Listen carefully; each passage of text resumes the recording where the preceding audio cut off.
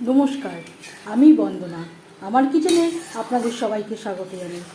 আবার এসে হাজির হয়েছি নিরামিষ ঘুগনির একটি রেসিপি নিয়ে। দেখে নেওয়া যাক আজকের এই রেসিপিটি।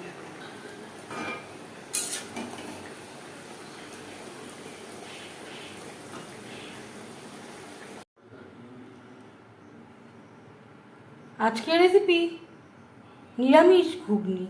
এর জন্য আমি এখানে 200 গ্রাম হলুদ মটর ওভারনাইট ভিজিয়ে রেখেছিলাম, তারপর আমি সেদ্ধ করে নিয়েছি। তার আগে পরিষ্কার করে ধুয়ে নিয়েছিলাম। আর নিয়েছি একটা আলু আমি মটরের সাথে সেদ্ধ করে নিয়েছি আর ডুমো করে কেটে নিয়েছি। আলু আমি বড় সাইজের নিয়েছি।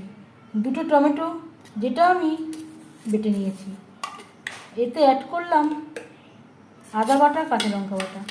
এটা আমার কাছে তৈরি করা ছিল, আমি এভাবে অ্যাড করছি।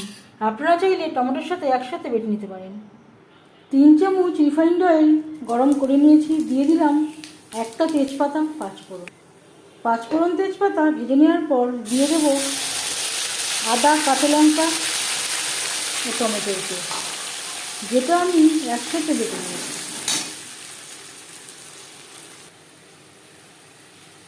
তিন চার মিনিট রান্না করে নেওয়ার পর দিয়ে দেবো 1/2 চামচ ভাজা জিরের গুঁড়ো, 1/2 চামচ ভাজা ধনের গুঁড়ো, লাল লঙ্কার গুঁড়ো। লঙ্কার গুঁড়ো আমি ঝালের জন্য ব্যবহার করছি। আর দিয়ে দেবো মশলা ধোয়া জল, যাতে পুরো মশলাটাই অ্যাড করতে পারি।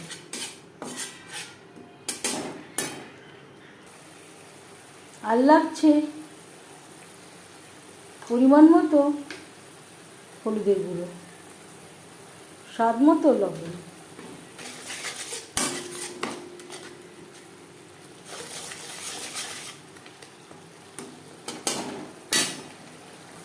তিন চার মিনিট মশলা কষিয়ে নেওয়ার পর দিয়ে দেবো মটর।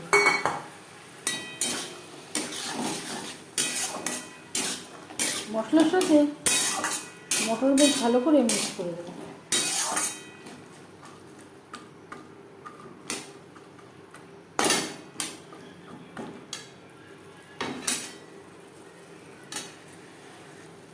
তিন চার মিনিট মশলার সাথে মটর কষিয়ে নেওয়ার পর দিয়ে দিলাম আলু।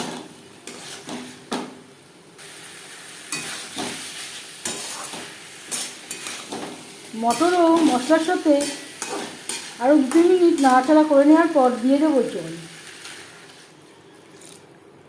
জল কতটা অ্যাড করবেন সেটা সম্পূর্ণ নির্ভর করছে আপনার উপর।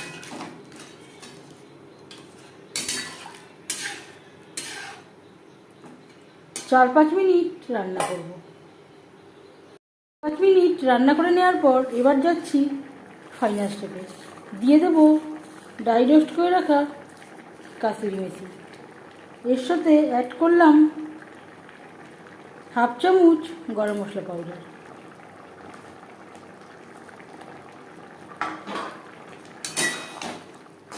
যেহেতু নিরামিষ ঘুগনি, গরম মশলার সাথে একটু কাসুরি মেথি অ্যাড করলে এর স্বাদ অনেকটাই বেড়ে যাবে। 1-2 মিনিট রান্না করে নেওয়ার পর গ্যাসের ফ্লেমটা বন্ধ করে দেবো। 5 মিনিট ঢেকে স্ট্যান্ডিং টাইমে রাখবো। নিরামিষ ঘুগনির রেসিপিটি কেমন লাগলো অবশ্যই জানাবেন কমেন্টের মাধ্যমে। যদি এই রেসিপিটি ভালো লেগে থাকে লাইক করবেন, শেয়ার করবেন, সাবস্ক্রাইব করবেন আমার চ্যানেলটিকে, বেল আইকনটা প্রেস করে দেবেন। যখন আমি নতুন ভিডিও আপলোড করব তার নোটিফিকেশান সবার আগে আপনার কাছে পৌঁছে যাবে। আপনারা সবাই অনেক অনেক ভালো থাকবেন।